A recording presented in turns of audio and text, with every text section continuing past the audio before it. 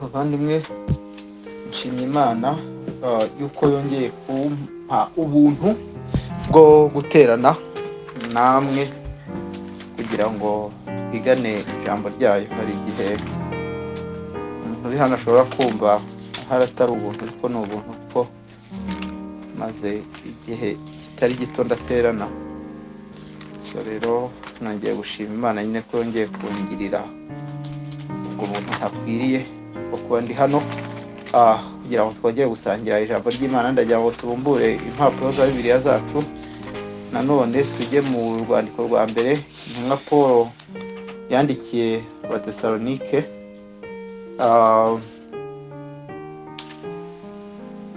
Urwandiko rwa mbere Paul yandikiye itorero ry'i Tesalonike. Turasoma umurongo wawo wa 4 ndetse n'uwa 5. Aravuga ngo, bene data bakundwa n'Imana, tuzi yuko mwatoranijwe nayo, kuko ubutumwa twahawe butabagezeho ari amagambo gusa, ahubwo bwabagezeho bufite n'imbaraga n'umwuka wera no kubemeza mudashidikanya. Namwe ubwanyu muzi uko twameraga muri mwe ku bwanyu.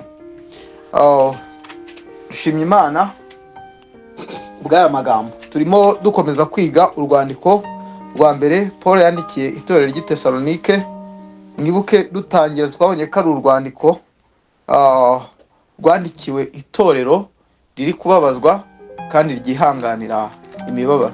Yase ni nk'urwandiko rwo gukomeza iryo torero ryari rimeze rityo. Rero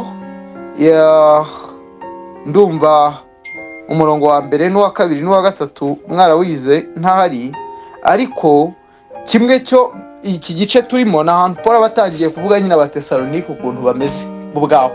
Amen. Yego. Duhereye ku murongo wa 2, nubwo no ku murongo wa mbere abanza kuvuga ko bari mu Mana Data twarabibonye no mu Mwami Yesu Kristo, akavuga ngo ubuntu n'amahoro bibe muri bo. Aravuga ngo mwese tubashimira Imana iminsi yose tubasabira uko dusenze, ngo twibuka iteka imirimo yanyu yo kwizera n'umuhate w'urukundo mugira no kwihangana kubwo kwiringira umwami wacu Yesu Kristo. Urumva nyine niba ari kuvuga icya mbere, avuga ko bajya bibuka iteka imirimo Abatesalonike bagira yo kwizera, sibyo? Cyangwa se imirimo bagira ibyarwa nuko bizera umwami Yesu. Mu yandi magambo, barizeye bahinduka no mu migirire yabo, ku buryo nyine uburyo bakoraga atari bwo buryo bagikoramo. Amen. Noneho ikindi kintu aravuga ngo imirimo yanyu yo kwizera ngo n'umuhati w'urukundo mugira, ngo bagira n'urukundo, ngo bakagira no kwihangana, ngo kubera kwiringira umwami wacu Yesu Kristo. Amen. Imbere y'Imana ariyo Data. Noneho rero aha ku murongo wa 4 atangira avuga ngo, bene data bakundwa n'Imana, tuzi yuko mwatoranijwe nayo. Amen. Kimwe mu bintu Paul ari kubwira Abatesalonike, ikintu cya mbere ari kubabwira ko bakundwa n'Imana, the beloved of God, n'abakunzi b'Imana. Ego. Icya kabiri akababwira ko batoranijwe n'Imana, sibyo? Wenda ibi nibyo nyine tugiye kureba, kuko Bibiliya hari abantu ijya yita abakunzi b'Imana ku buryo ivuga ngo urupfu rw'abakunzi bayo n'urw'igiciro mu maso yayo. Amen. Sibyo? Ndetse tubona iri jambo nyine rivuga ngo beloved of God, nyine ni abantu bakundwa n'Imana, ni abantu nyine barabanzi b'Imana, Imana yarangiza ikaza kubatoraniriza kuba inshuti zayo. Amen. Rero ikindi kintu ababwira hano, arababwira ngo tuzi ko mwatoranijwe n'Imana, ngo mwatoranijwe nayo. Mu yandi magambo, abantu bari kwitwa bakundwa ni abantu nanone Imana yarobanuye mu magana menshi y'abandi bantu. Amen. The elect of God, cyangwa se intore z'Imana. Bivuga ngo bavandimwe, kuva mu isezerano rya kera bajya bavuga ngo agakiza ni ak'Imana. Bivuga ngo agakiza gatangirira ku Mana kakarangirira ku Mana. Yego, nta na rimwe uzabona Bibiliya ivuga ko agakiza ari ak'abantu, nyine gahera ku muntu. Bivuga ngo Imana niyo itangira agakiza y'ubwayo, yitoranyiriza abanyabyaha bazakizwa. Ibi rero bikunze kuba ikigusha ku bantu iyo tuvuze ngo abantu baratoranijwe, kubera ko bahita bumva Imana ijya ica urwa kibera, bakavuga ngo ubwo Imana ntabwo yaba iri feya. Icya mbere, Imana iramutse ibaye feya nk'uko twe tubitekereza, abantu bose barimbuka. Yego, niyo fairness y'Imana, iyo kintu nyine tuze kucyemera, nibyo. Namaze tuvuze ko Imana yatoranyije, twaba tuvuze ko itari feya. Oya, ahubwo nyine ibaye feya nuko nta muntu uri kuri iyi si ukwiriye kuzabana n'Imana, bose barimbuka. Yego, ahubwo kubw'urukundo rwayo ishima ko bose batarimbuka, igafata inzabya zari zigenewe umujinya ikazitoranya. Yego, rero iki kintu abantu benshi bakunze kugitindaho, bakavuga ngo icyo kintu ngo cyitwa gutoranywa n'Imana ngo ntabwo ari cyo. Oya, nicyo Bibiliya irakivuga.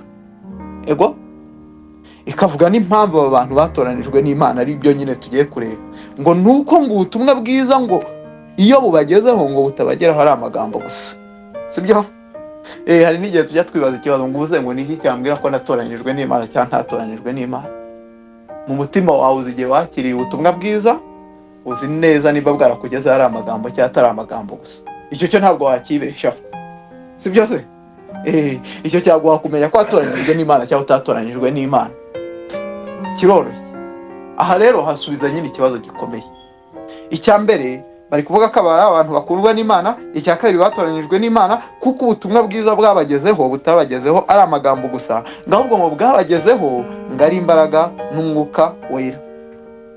Rero ndagira ngo tuze kureba kuri iki kintu Paul nyine ari kubwira Abatesalonika, ababwira abarimu, sibyo? Tuze kumva nyine kuba intore y'Imana icyo bivuze, ikindi cya kabiri kuba umukunzi w'Imana icyo bivuze. Amen.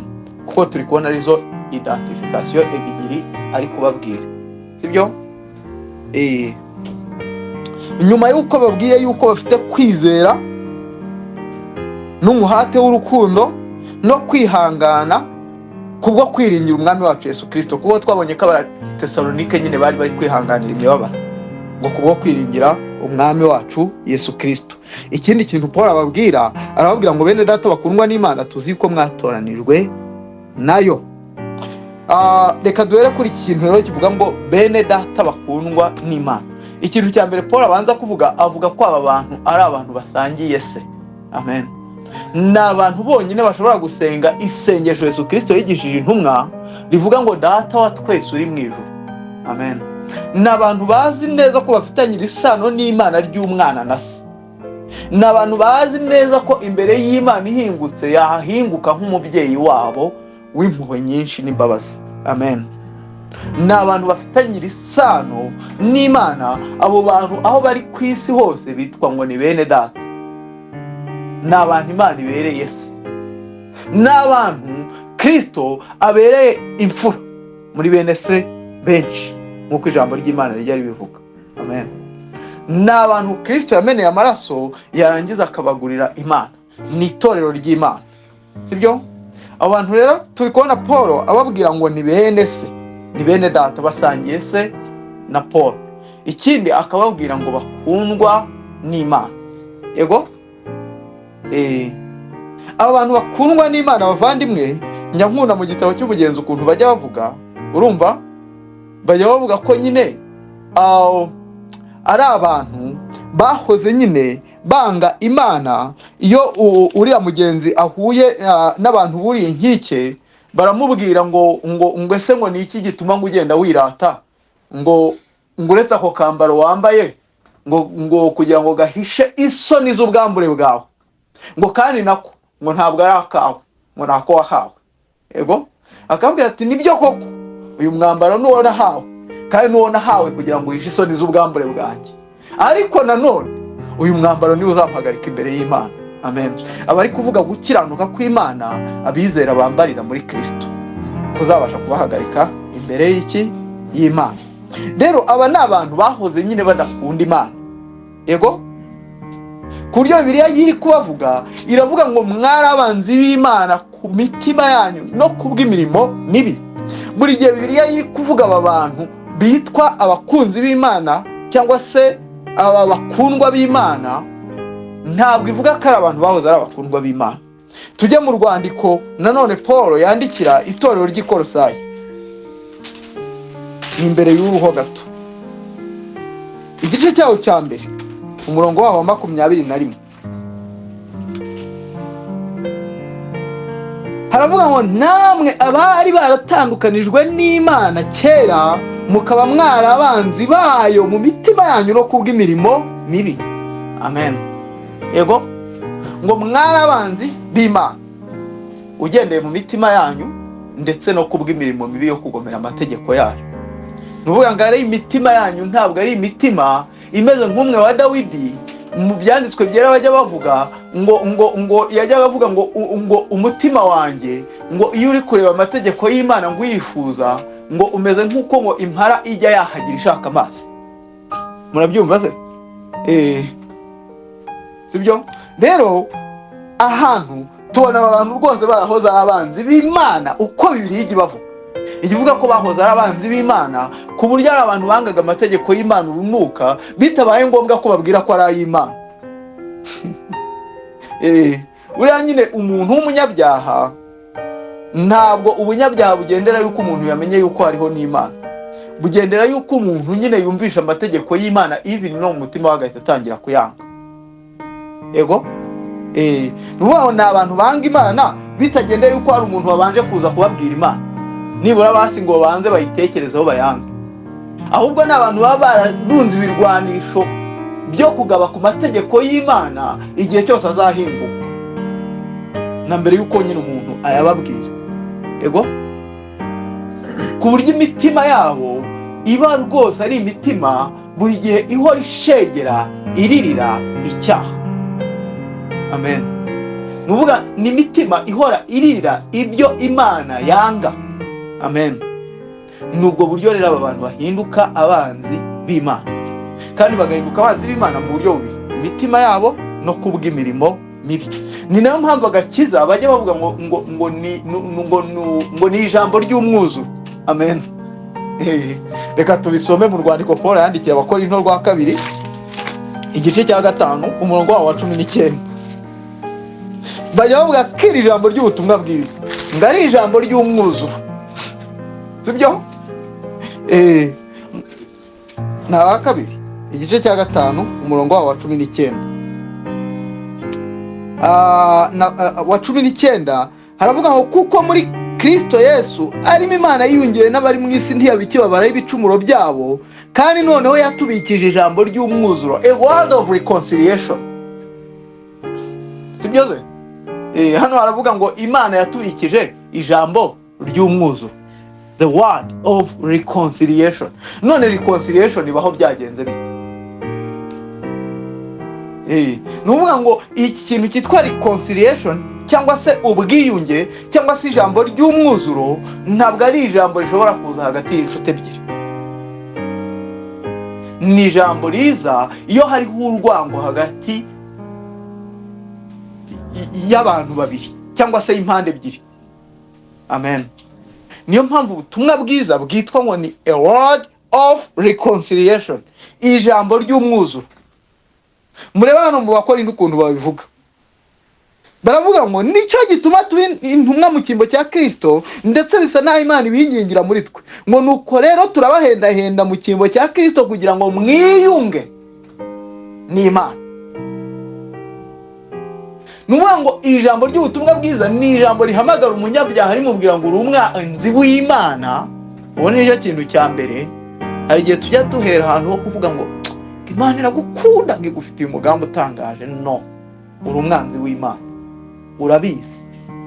Yego, Imana ya providence ubwiyunge, ariko uyu muntu yabanje kumva ko ari umwanzi w'Imana, ku buryo nanaza kuri ubu bwiyunge bw'Imana atari buze ari arrogant, ari umuntu nyine w'umwiyemezi cyangwa wumva hari ikindi kintu ari cyo, ahubwo ari buze nk'umusabirizi ukururuka. Amen. Witeguye kubarara ku birenge bya Sebuja ari we Kristo. Amen. Nubwo buryo ubutumwa bwiza bubwirizwamo. Niyo mpamvu nureba mu Isezerano Rishya uburyo bari abagabo babwirizaga ubutumwa bwiza. Yohana Umubatiza waje ahingutse avuye mu butayu yabwiraga abantu ko ari abana b'inshira.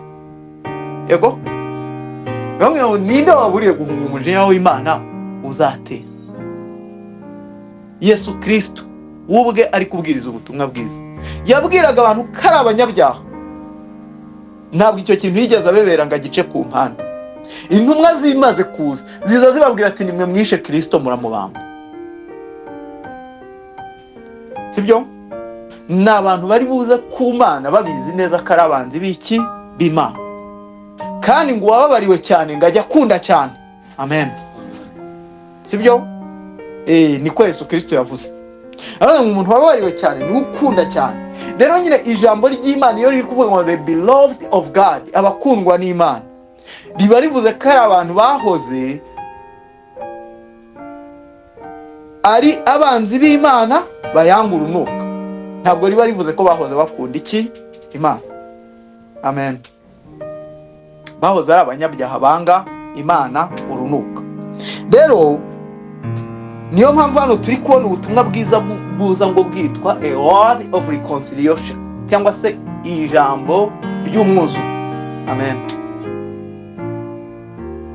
Muri Kristo Yesu Imana yiyungiyemo n'abari mu isi, kubera igize yiyungiyemo n'abari mu isi, barabanzi bayo. Niko kuri konyine guhari. Rero iyo tuvuze ngo abantu bakundwa n'Imana, muze kumva how it is a privilege, ukuntu ari iby'igiciro kinini kuba umuntu akundwa n'Imana. Amen. Ntabwo ari ikintu gito kuba Bibiliya ivuga ngo Esawu naramwanze naho Yakobo ndamukunda. Amen. Ntabwo ari ikintu gito, ni ikintu kinini cyane. Niba umuntu ashobora kubona comfort mu rukundo rw'abantu, akaza gukomerera mu rukundo rw'abantu, akajya yumva ameze neza kubera ko abantu bamukunda, abera b'Imana bazarushaho kugira comfort gute bari kuri iyi si bazi neza ko bakundwa n'Imana. Kandi ikindi gikomeye nuko aba bantu Imana ibakunda nta kibaca. Yego? Urukundo Imana ikunda aba bantu, ijambo ry'Imana riri kwita ngo the beloved of God, ni urukundo rutenda kugabanyuka cyangwa ngo rwiyongere. Amen. Ni urukundo rudafite ikindi kintu cyenda kuruhungabanya, kubera ko ari urukundo Imana ibakunda nta kibaca. Ego? Ni naho rero rutandukaniye n'urw'abantu. Nta muntu ushobora kugukunda nta cyaguca pe. Ntabwo bibaho. Sibyo? Ariko Imana y'igikunda aba bantu nta kibaca. Ni ukuvuga ngo ni abantu nyine baruhukiye mu rukundo rw'Imana. Amen. Ni abantu yo nyine bari gusoma aya magambo avuga ngo bakundwa n'Imana, ubundi bakabisomye bakajya bamwenyura bagaseka. Baba nyine ni abantu bakundwa n'Imana ikomeye kandi nta kibaca, none ikanabakunda ari babi. Amen. Rero hano ikindi kintu Paul yandikira aba bantu, arababwira ngo hari ikintu bazi neza. Ego? Akababwira ngo bene data bakundwa n'Imana, ngo tuzi yuko mwatoranijwe nayo. Sibyo?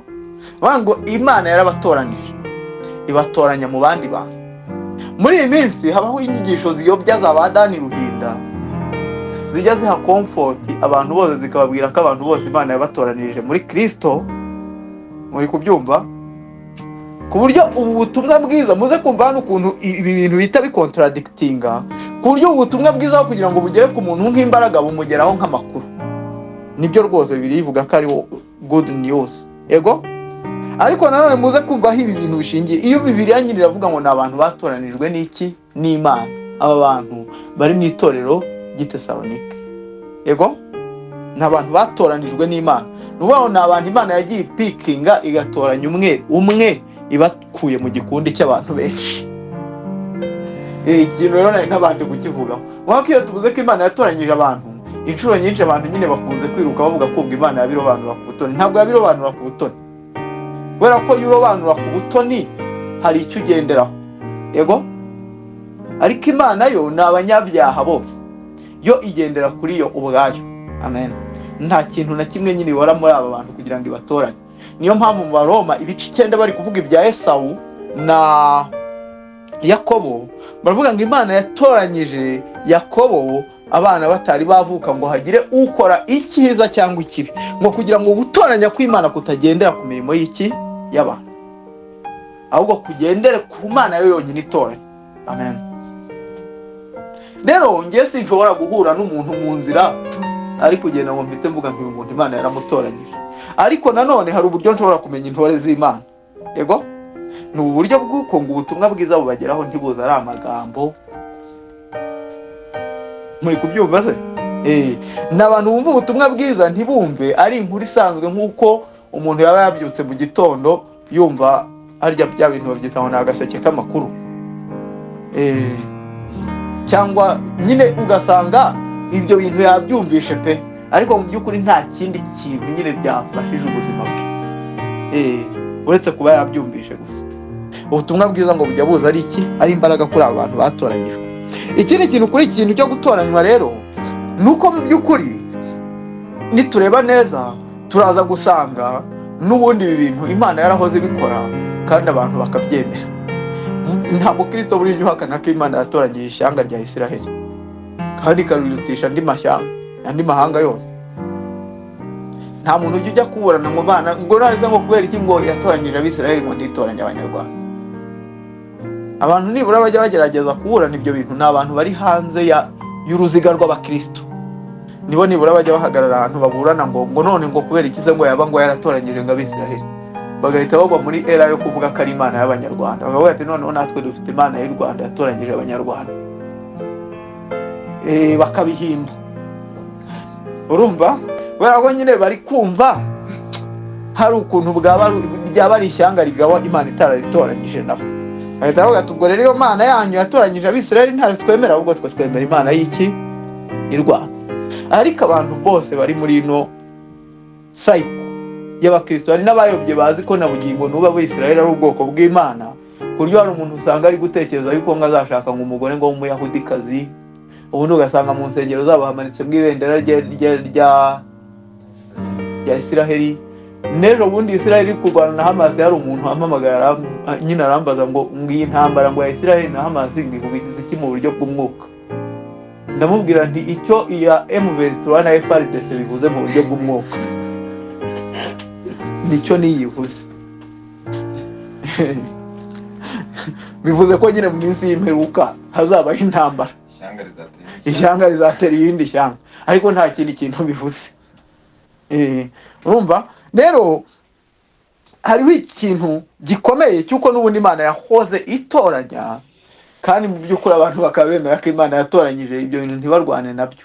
Ariko iyo bigeze gupikinga gutoranya umuntu ku giti cye, biragoye ko njye Samu nzicara ngatekereza ko papa wanjye wapfuye ubwo nimba atarizeraga yarimbutse. Abandi oya, ubwo naba mbeshye. Urumva? Nkahita ntangira guhengekera nyine iby'Imana mu marangamutima yanjye. Ariko Imana igitoranya kandi igatoranya intore zayo zikizwa. Ni ukuvuga ngo umuntu wakira ubutumwa bwiza ni uwatoranyijwe n'Imana, niwe ubwakira bukagira imbaraga kuri we. Amen. Abandi bantu rero mu kubikwepa bavuga ko Imana yatoranyije abantu bose, noneho ubutumwa bwiza bukaza ari inkuru ibwira abantu ko batoranyijwe, aho kugira ngo rize kuza ari rya jambo ry'umwuzuro yo kubwira umuntu ko ari umunyabyaha ukwiye kwihana agakururuka akaza ku birenge bya Kristo kugira ngo amukize, ahubwo biza ari nko kuvuga ati wowe ntabyo wari uzi burya ijuru ni iryawe, Imana yagutoranyije kera. Wabyanga wabyemera uri intore y'Imana. So rero ubu usanga hari abantu nabwo babwiriza ubutumwa bwiza gutyo. Ubwo rero ntabwo ari ubutumwa bwiza, ahubwo ni ubutumwa bwa Satani buri muri iyi si. Kuri abantu bose usanga bafite comfort yuko uburyo bwose baba babayeho ubutumwa bwiza butaragize imbaraga kuri bo, nta kabuza n'abana b'Imana. Muri kubyumva se? Hari abandi bantu rero bahengekera uku gutoranya kw'Imana.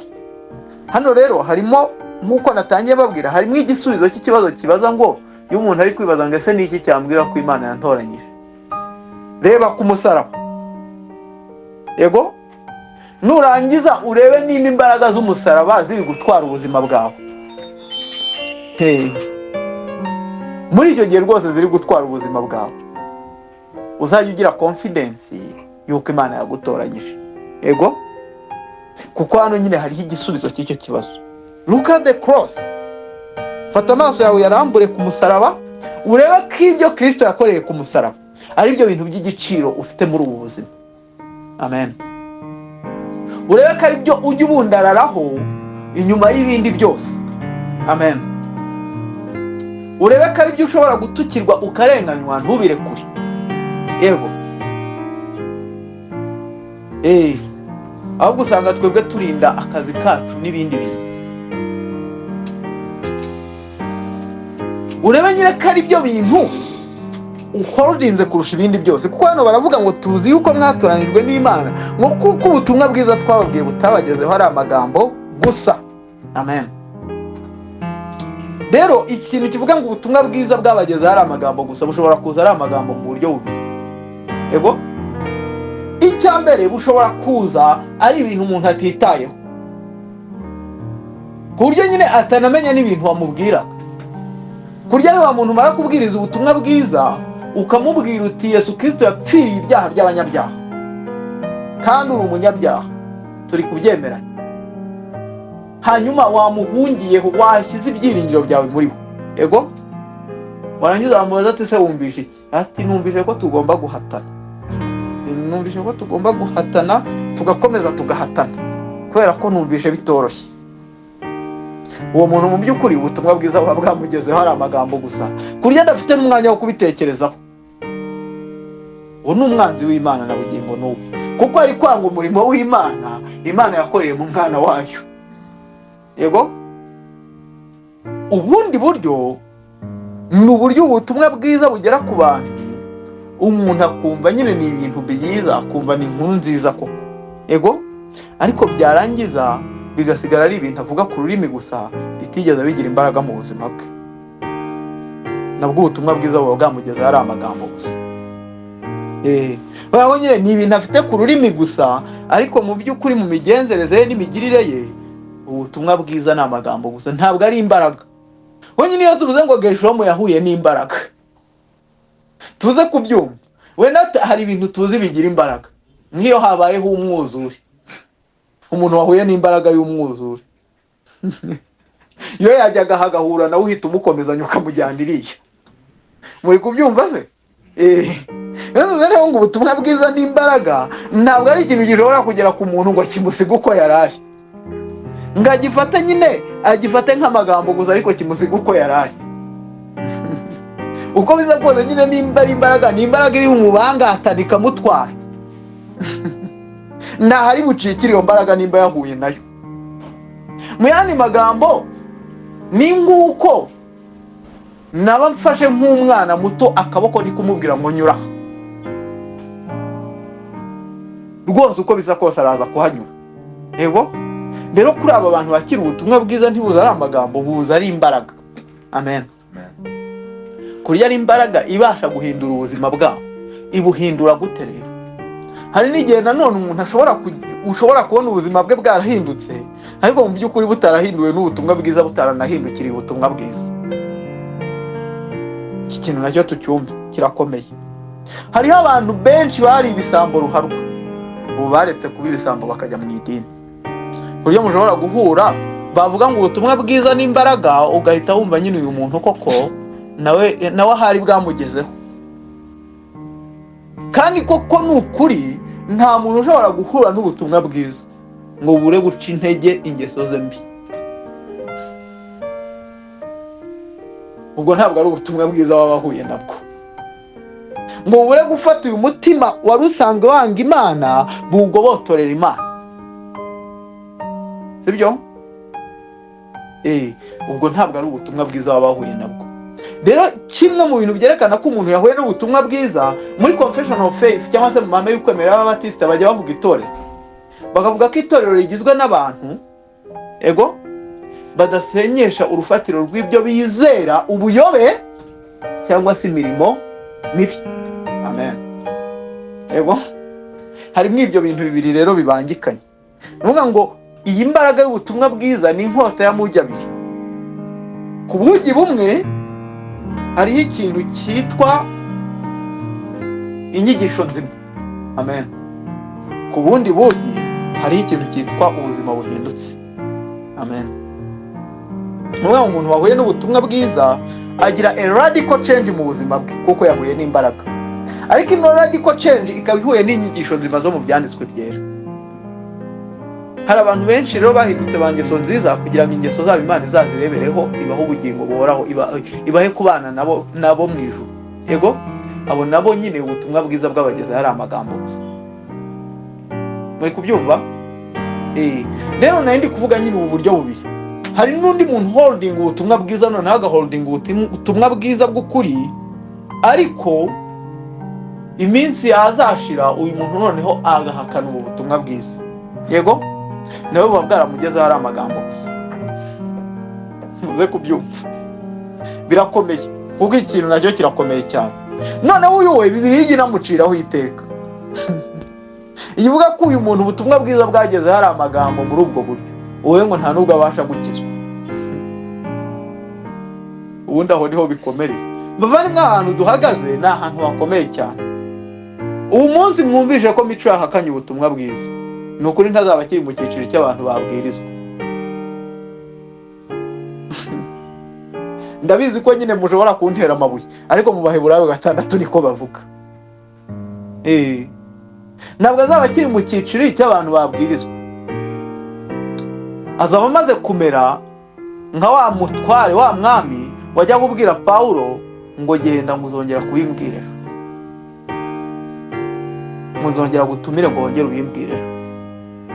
Yego, nubaho niyo wamushyiraho ibyigisho bingana n'imvura kubera ibyamugiyeho, ntabwo babasha gukizwa. Uyu muntu rero niwe mubi, ni nawe bajya bavuga mu kazitiro mu gitabo cy'umugenzi.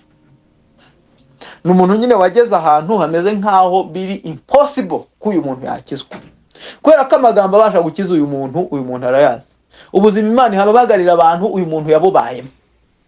Ego, arabuzi. Nanze ni uramuhamagara se ngo umujyane. Urumva? So hari abantu rero Imana nyine yamaze kudadinga muri ubwo buryo, nguko nyine ivuga ko batabasha gukizwa. Kubera ko ari abantu basogongeye ku mbuto y'Umwuka Wera, bakabaho nk'abizera, barangiza ibi bintu bakabihakana. Abo nabo n'abantu bumvisha ubutumwa bwiza nk'amagambo gusa, kabone nubwo bwakoreye muri bo bukamera nk'ubufite imbaraga. Ni nabo ndetse Yesu Kristo avuga, ari kuvuga umugani w'ubutaka. Yego, avuga ko ari abantu imbuto zigwaho ngo zikagwa ku kara, ngo zarangiza mu minsi ya mbere ngo zikamera. Yego, akara buri agashobora kuba imyaka 50. Harimo bizi se? Hari igihe nyine tujya twicara, ati buri akara ni nk'icyumweru kimwe. Reka ndazishobora kuba zarameze ku kara ari imyaka 50. Ni nayo mpamvu bavandimwe buri gihe dukwiye kwisuzuma tukareba niba tukiri mu byizere. Ikindi gihe kabiri tukareba niba ubutumwa bwiza nyine bukiri imbaraga kuri twe. Ko nyine ibintu biteye ubwoba pe. Agiye tujya tuvuga ati uriya yarabyumvishe mu byumweru 2 hoya. Ntabwo ari ikibazo cy'ibyumweru 2 kuko ari Yesu Kristo ari kuvuga izaguye gukara ntigeze avuga iminsi zimara. Yavuze ko nyine ashobora kuba ari umuntu ushobora kuza muri bene data agashaka umugore wizera akajya akoresha devotion mu rugo, ariko ubutumwa bwiza bwaramugeze hari amagambo gusa. Mu busaza bwe akazari nawe nsinga. Ego, umuntu rero rwose birashoboka cyane. Aho rero niho bikomerera. Niyo mpamvu ubutumwa bwiza ari ingenzi mu buzima bw'umuntu buri munsi. Iyo tuvuze nyine ngo ubutumwa bwiza ni imbaraga y'Imana, ego, cyangwa se ngo bugera ku muntu ari imbaraga, ni ingenzi mu buzima bwa buri munsi bw'umuntu. Ni igipimo cyo kwigerera harebe ko ubutumwa bwiza bugifite imbaraga muri we. Amen. Nuvuga ngo assurance akura mu kuba ari intore y'Imana, cyangwa se kugira ngo abe assured yuko ari intore y'Imana, nuko abona ubutumwa bwiza bugifite imbaraga muri we. Abona nyine ibintu ubutumwa bwiza buvuga bikimusunika n'umunezero mwinshi. Amen. Igihe hatari umunezero bikamusunika mu kwihangana kwinshi abihondinze nk'ari byo bintu by'ukuri. Afite umunezero wo mu mutima akabona niyo yaba adafite uw'inyuma. Sibyo? So ngibi rero iyo tuvuze ngo ubutumwa bwiza ni iki, ni imbaraga, ntabwo biba bivuze ko ubutumwa bwiza ari amakuru. Rimwe abantu bajya bavuga ngo ni inkuru, ngo of course bishobora kuba inkuru kuko Bibiliya ibivuga, nyine baravuga ngo it is a word, ni ijambo, sibyo? Ariko nanone ni ijambo nyine riza, ari ijambo ry'iki, ry'imbaraga. Amen. Niyo mpamvu Yohana we wari warumvishe Yesu Kristo abuvuga, yari avuga ngo twakuvaho tukajya he, kari wowe ufite amagambo y'ubugingo. Mwani magambo yo Yohana yicaraga munsi ya Kristo ari kuvuga. Nako Petero niwe wabivuze. Petero yicaraga munsi ya Kristo arimo avuga. Yumvaga nyine ari gukuramo a practical way of living. Amen. Yumvaga nyine akeneye kujya kumva Yesu Kristo buri munsi kugira ngo abeho. Amen. Kandi yarabanyeho n'abandi bantu bariho, ariko bakavuga ko amagambo ya Kristo ari iki, ari ubugingo. Yumvaga nyine akeneye kwicara munsi ya Kristo buri munsi akumva ubutumwa bwiza kugira ngo akomeze kubaho. Amen. Kugira nyine ngo abone uko abaho ubuzima. Amen. Ngo twakuvaho tukajya he, kari wowe ufite amagambo y'iki, y'ubuzima. Nuvuga ngo nyine umuntu utakumvishe ntafite uko atwara ubuzima. Keretse uhaza kukumva niwe wenyine wabona uko atwara ubuzima. Amen. Niyo mpamvu Bibiliya ivuga ko abantu badakijijwe baba bapfuye, nta buzima buba bubarimo. Wenyine ntabwo ari abantu babasha kwicara munsi y'aya magambo ya Kristo ngo ababere imbaraga ikomeza kubatwara mu buzima bwabo bwa buri munsi. Niyo mpamvu rero ubutumwa bwiza atari information. Ego ntabwo ari amakuru umuntu yakira. Bavuga ngo nakiriye ngo amakuru ngabwira ko ngo burya ngo ndi umukiranutsi ngo imbere y'Imana aho Kristo yampfiriye. Ni ndazo wabikubwiye. Nibyo Bibiliya ivuga. Bibiliya ivuga ko ubutumwa bwiza buza ari iki, ari imbaraga. Niyo mpamvu muri iki gihe muzasanga abantu birirwa bavuga ngo barakijijwe, ariko wahura nawe ukabona nyine arasa n'isi yuzuye isi. Bishobora kuba ari maturity, birashoboka, yego, ariko inshuro nyinshi buri uriya muntu ntabwo aba akijijwe. Umuntu uzi kuvuga ibyanditswe byera byose, ariko ukabona avuga nk'isi, agenda nk'isi, atekereza nk'isi. Ubuzima bwe bwubakiye kuri principe z'isi, yarahuye n'imbaraga. Ni gute se? Muze kubyumva nyine, mubyibazeho.